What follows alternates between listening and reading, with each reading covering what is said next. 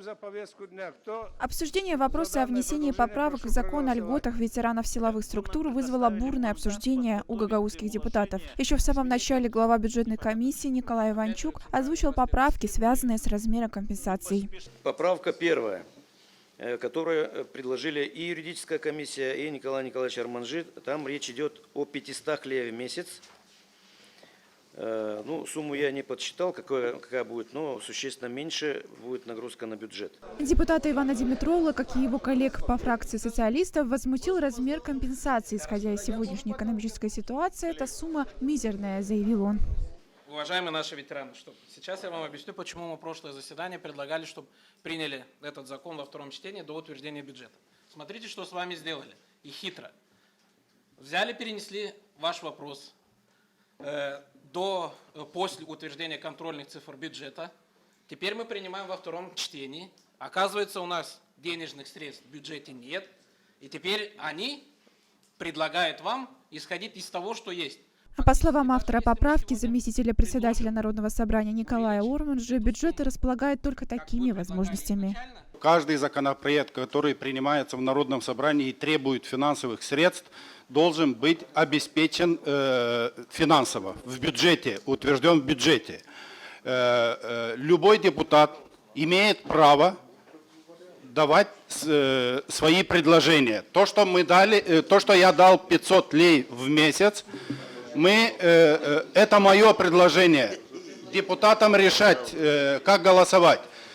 А сейчас говорю о деталях. В бюджете необходимо предусмотреть порядка 850 тысяч лей для того, чтобы платить вот эту разницу. До сих пор силовые структуры получали в год 2 раза, 1 раз в полугодие по 800 или 900 лей, а вот эта разница составляет 850.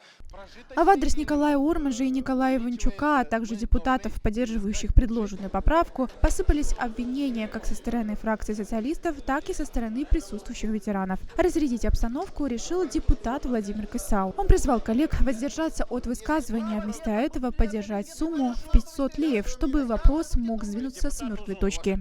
Давайте мы сегодня хотя бы 500 лет этим людям примем, чтобы они завтра начали получать. И потом вносим изменения дальше, идти поэтапно. Потому что мы в прошлый раз оставили это, сейчас. Сегодня есть возможность, есть финансовое обеспечение. С трибуны к законодателям обратился вице-президент Гагаузской республики Петр Бузаджи. Он посоветовал депутатскому корпусу забыть обо всех партийных склоках и не принимать временное пособие, а определить какой-то процент от размера прожиточного минимума по стране. Вы сегодня, имея такой бюджет, может, что-то не доделаете, но этим людям сделайте. Почему? Потому что на сегодняшний день я знаю, что у нас 34 человека, которых живых уже нету, которые не дождались того внимания, которое мы обязаны были, потому что мы посылали их на поле. По итогу долгого и непростого обсуждения было решено проголосовать за поправку о размере ежемесячной компенсации 500 леев поименно. Ее поддержало 18 законодателей. Также поименно проголосовали и за поправку о пособии на погребение в размере 2000 леев в случае смерти ветерана силовых структур Гагаузской республики. Она также была поддержана большинством голосов. С таким решением категорически не были согласны депутаты из фракции социалистов. Они призвали ветеранов выходить на митинги, требуя у властей автономии достойную материальную поддержку.